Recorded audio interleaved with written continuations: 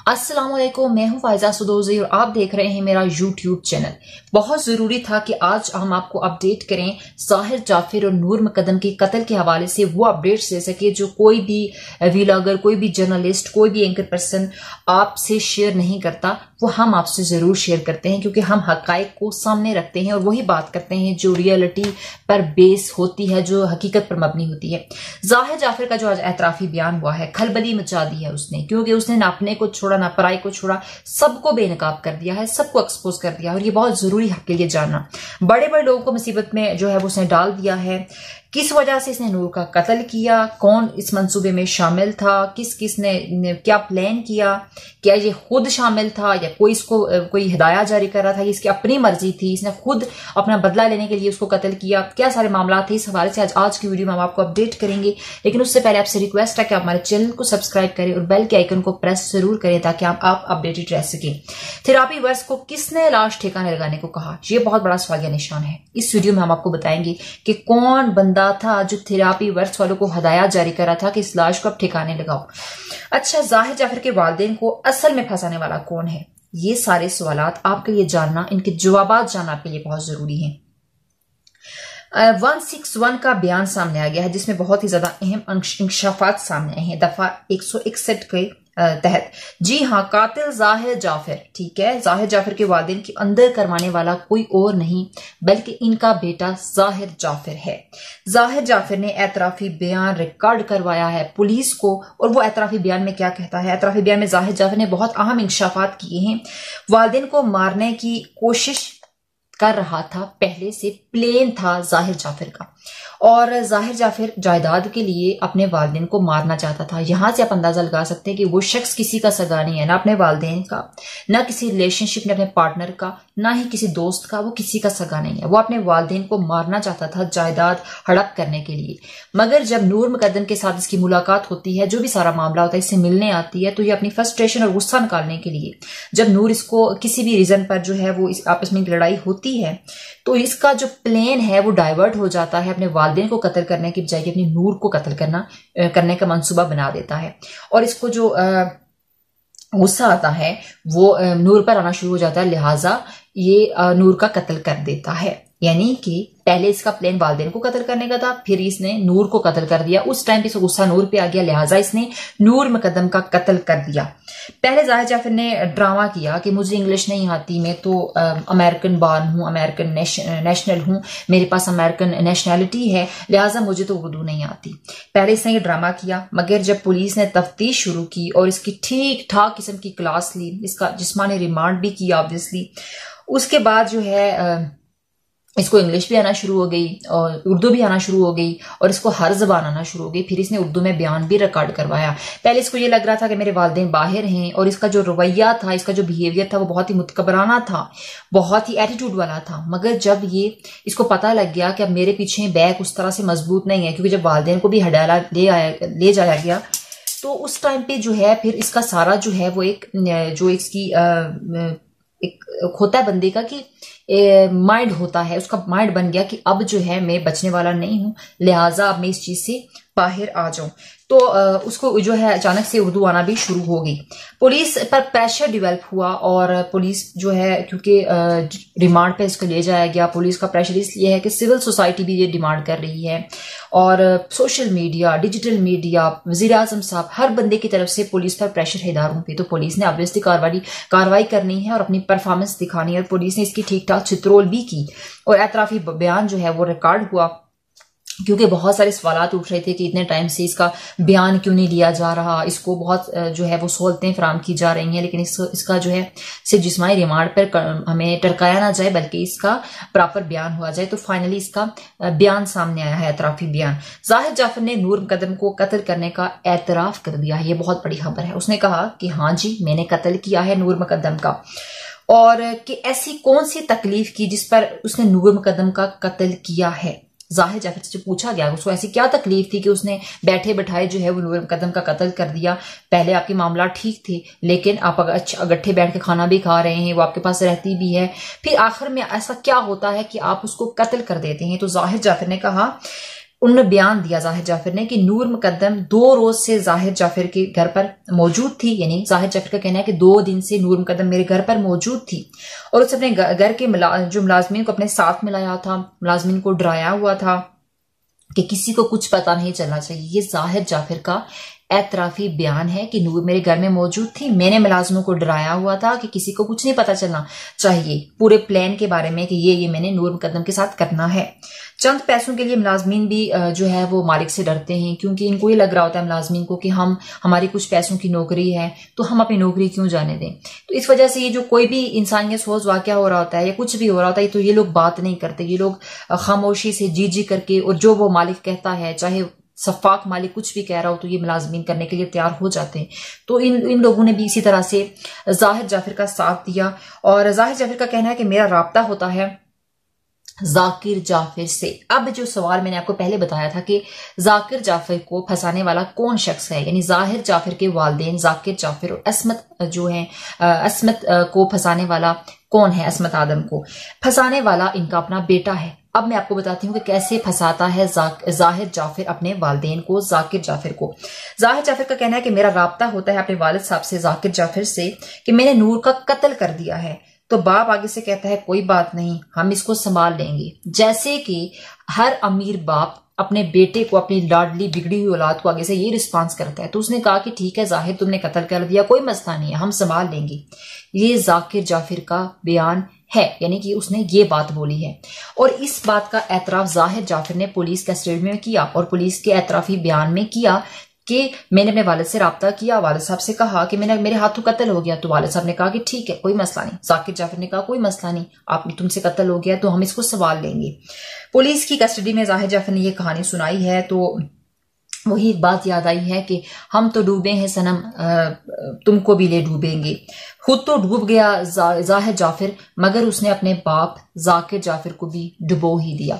अच्छा, ये मामला क्या होता है? मामला ये होता है कि जाहिर जाफिर जो है वो स्टेटमेंट जो देते हैं, मुझे लगता है कि वो बिल्कुल ठीक कहते हैं। इसलिए ठीक कहते हैं कि क्योंकि काल के दौरान, कत्ल के दौरान जो काल होती है वो काल जो है जाहिर जाफिर अपने वालिद को करता है। और वक्फे से जो 2 दिन के अंदर जो बात होती है, आधा घंटा, आखिर उसमें वो क्या बता रहा था अपने बाप को? वो अपने बाप को यही बता रहा हुआ होगा कि मेरे हाथों कत्ल हो गया है। तो जाहिर जाफिर की जो स्टेटमेंट है वो बिल्कुल ठीक है, जहां तक मेरा आइडिया है कि उसने बाप से कहा होगा, बाप ने आगे से ऐसे ही अपने बेटे को सपोर्ट किया होगा कि जी बेटा सही है, तुमने ठीक किया है, बहुत तुमने जो है वो गुल खिला लिए, मैं तुम्हारा साथ दूंगा। जाहिर जाफिर के जो वालिद हैं, जाफिर ने मुझे कंट्रोल करने के लिए, अच्छा ये मैंने एक पॉइंट लिखा था कि जाहिर जाफिर ने अपने वालिद को जब ये बात बताई तो उस टाइम जाकिर जाफिर ने क्या किया, किस शख्स ने जो है लाश ठिकाने लगाने को कहा था, ये मैंने आपको बताना था कि कौन शख्स था, किस बंदे ने ये कोशिश की कि लाश को ठिकाने लगा दिया जाए, इस मामले को दबा दिया जाए। अब वो मामला यहां पे क्लियर होता है, सुनिएगा। जाहिर जाफिर कहता है कि जब मैंने अपने बाप को कहा कि मैंने कत्ल कर दिया तो उस टाइम जो जाकिर जाफिर हैं, जो मेरे वालिद साहब हैं, वो थेरापी वर्क्स वालों को बेचते हैं और उसके साथ साथ जो है वो डॉक्टर्स को, पैरामेडिकल स्टाफ को बेचते हैं और उनको कहते हैं कि जाके जो है वो लाश को ठिकाने लगाओ। ठीक है, थेरापी वर्क्स वालों को बेचते हैं कि जाके लाश को ठिकाने लगाओ। लेकिन जाहिर जाफिर का कहना है कि मुझे नहीं मालूम था कि वो लाश को ठिकाने लगाने आ रहे हैं। तो मैंने क्या किया कि मैंने थेरापी वर्क्स वालों पर भी हमला कर दिया। तो वहां से बात बिगड़ी, फिर पुलिस पहुंची और वो मामला उधर का उधर ही रह गया और फिर मामला खुलकर सामने आ गया। यानी कि बाप ने अपने बेटे के करतूत छिपाने के लिए थेरापी वर्क्स वालों को भेजा, लेकिन अल्लाह को कुछ और मंजूर था, क्योंकि जुल्म जब आप करते हो तो जुल्म जो है वो छुपता नहीं है, वो सामने आ जाता है। जब आप किसी के साथ जुल्म करते हो, किसी का खून बहाते हो बेगुनाह, तो वो ज्यादा देर तक छुप नहीं सकता। और इसीलिए ये चीज भी बेनकाब होनी थी, एक्सपोज होनी थी, तो एक्सपोज हो गई, तो मामला ही सारा उलट गया। अच्छा, एक बात बहुत जरूरी थी कि नूर के वालिदैन का जो एक कल्चर है, एक शुरू से, कि अपने बेटे को हर गलत काम में प्रमोट करते रहे, हर गलत काम में उसकी सपोर्ट करते रहे, जिसके बाद जो है ऐसे चीजें तो सामने आनी ही थी। और हम हमेशा ये बात कहते हैं कि वालिदैन को नहीं पता होता कि उनके बच्चे कहाँ जा रहे हैं। ये जो एलिट क्लास होती है स्पेशली, इनको नहीं पता होता कि हमारे बच्चों का उठना बैठना किन लोगों के साथ है, इनका सर्कल कैसे लोगों के साथ है, ये क्या मामलात कर रहे होते हैं, ये यूनिवर्सिटी कॉलेज जाते हैं या नहीं जाते, ये पार्ट टाइम पे कहाँ होते हैं, कॉलेज यूनिवर्सिटी के बाद के टाइम पे कहाँ होते हैं, ये अपनी गाड़ियां लेकर निकल जाते हैं, हर ये किन लोगों से मिलने जाते हैं। वालिदैन इस चीज पर नजर नहीं रखते, जिसके नताइज जाहिर जाफिर की सूरत में सामने आते हैं कि फिर वो पार्टीज भी करते हैं, फिर वो आइस नशा भी करते हैं, फिर वो डांस भी करते हैं, फिर वो जो है लड़कियों के साथ भी पार्टीज करते हैं, फिर वो कत्ल भी कर देते हैं। इस हद तक बिगड़ जाते हैं कि फिर वालिदैन के लिए सिर्फ हाथ मैला रह जाता है। और वो आप देख रहे हैं सारे मामलात को।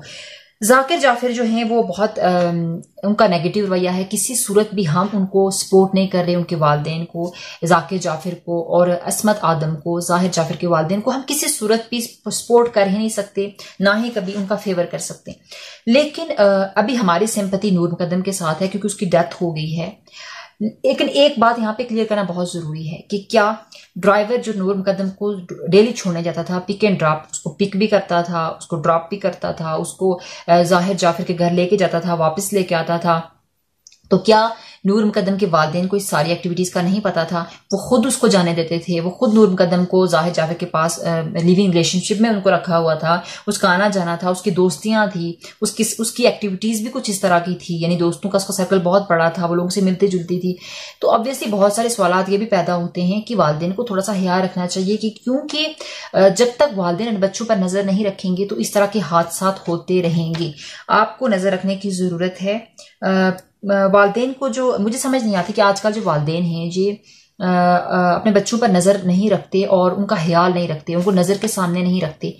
कंबाइंड स्टडी का एक बहुत ही बड़ा ड्रामा रचाया गया है, जिसके बाद जो है हर बंदा ये सोचता है कि ओहो कंबाइंड स्टडी है, और बच्चों को ये बोला जाता है कि इस स्टडी के बहाने जो है बच्चे जो हैं वो घर से दूर होते हैं, वालिदैन से दूर होते हैं, और फिर जो है वो कहीं और घूमने चले जाते हैं। फिर वहां पे अब इसी यंग एज होती है, अब हर तरह के गलत काम करते हैं, अब नशा भी करते हैं, अब पार्टीज भी करते हैं, हल्ला गुल्ला करते हैं, उसमें बहुत सारे कुछ ऐसे अनएथिकल काम्स हो जाते हैं जिसके रिजल्ट्स जो है वो बाद में सामने आते हैं। उस टाइम पे एट द स्पॉट तो कुछ नहीं होता, मगर बहुत सारी चीजें हमें बाद में देखने को मिलती हैं, जिसके बाद वालिदैन को सिर्फ जो है पछतावा होता है कि काश हम अपने बच्चों को रोक लेते, काश हम अपने बच्चों पर कड़ी नजर रखते, काश हम उनको अच्छी और बुराई की तमीज सिखा देते, उनको बताते कि बेटा ये तुम्हारे लिए सही है, ये तुम्हारे लिए गलत है।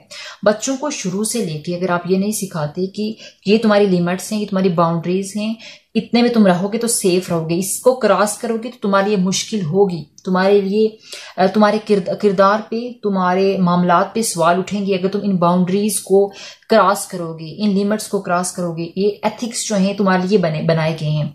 और उन्हें वालिदैन को चाहिए कि बच्चों के साथ जब आप बातचीत करना छोड़ देते हैं तो फिर नूर मुकद्दम जैसी लड़कियां पैदा होती हैं, वो बाहर प्यार ढूंढने का कोशिश करती हैं, वो तवज्जो बाहर से ढूंढने की कोशिश करती हैं, और बाहर जो है वो ऐसे ही भेड़िए बैठे होते हैं, वो तवज्जो और प्यार नहीं देती, वो सिर्फ और सिर्फ लड़की को यूज करते हैं, लड़की को अपने इंटरटेनमेंट के लिए उसको लेते हैं, और फिर उसके बाद उसको अपने साथ रखते हैं, उसको घुमाते फिराते हैं, उसको बहुत ही आइडियल जिंदगी दिखाते हैं।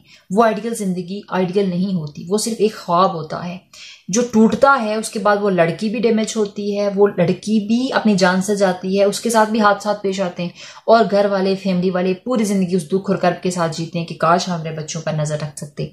तो मेरी डिमांड है और मेरी रिक्वेस्ट है, मेरी इल्तिजा है आप लोगों से कि अपने बच्चों के साथ इतना अच्छी कम्युनिकेशन रखें कि किसी भी टॉपिक पे वो आपसे खुल के बात कर सके। कोई भी मसला है, कहीं से ब्लैकमेल हो रहे हैं, कोई इशू है, तो वो आपसे बात कर सके, जैसे कि अपने दोस्त से बात करता है, जैसे कि अपने आप से बात करता है कि सोल्यूशन ढूंढता है, तो ऐसे वो आपसे बात करके चीजों का सोल्यूशन ढूंढा करें।